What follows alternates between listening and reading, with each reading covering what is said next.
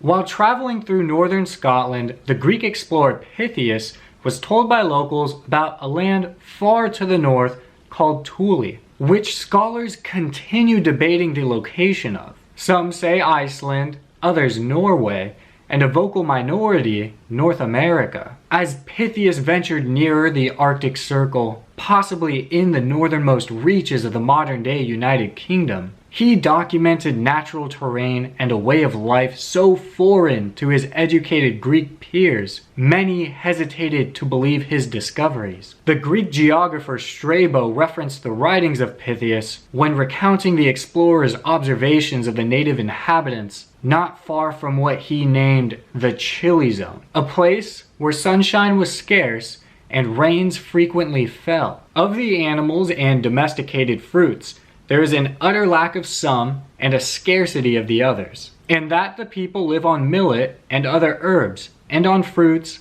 and roots. And where there are grain and honey, the people get their beverage also from them. There may not have been humans living in the actual chilly zone, or Thule for that matter. But what's for certain is that as Pytheas ventured further north, the environment became even more otherworldly and less fathomable. Before continuing, it's worth noting, Pytheas claimed to have spent years circumnavigating Britain by foot and boat. He interacted with the native inhabitants, who more than likely influenced his travels. Calling them guides might be a stretch, but it's probably fair to say they at least recommended certain visual wonders he couldn't resist discovering. Now, regarding the Thule Pytheas saw with his own 2 eyes, it can be found a 6-day sail north of Britain, has 21 to 22 hour days, and during the summer solstice, the sun does not set there.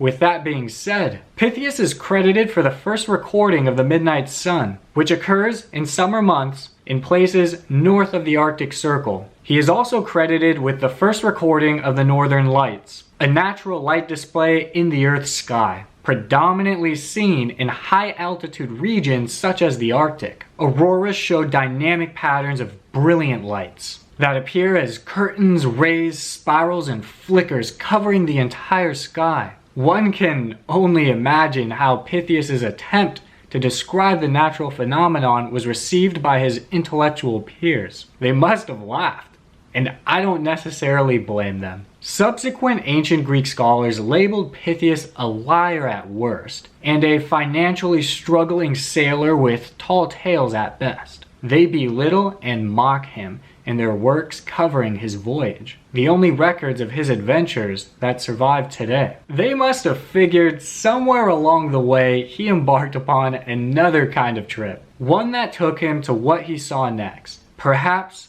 the most bizarre observation yet reported. Polybius shares the alien world Pytheas found a day's sail north of Thule, those regions in which there was no longer any proper land, nor sea, nor air, but a sort of mixture of all three of the consistency of a jellyfish, in which one can neither walk nor sail, holding everything together, so to speak. Take a look at this photo. It is a US Coast Guard photo of the cutter Healy wading through the Arctic Ocean. The image was taken by Petty Officer Prentice Danner. If you were on an ancient sailboat attempting to navigate these waters in a dense fog and asked to write down what you see, how would you describe the surrounding environment to people who know absolutely nothing about it or the properties that it's made of? Given this assignment, I'd say a place where there is no land, no sea, no air, but a mixture of the three, impassable by ship or foot,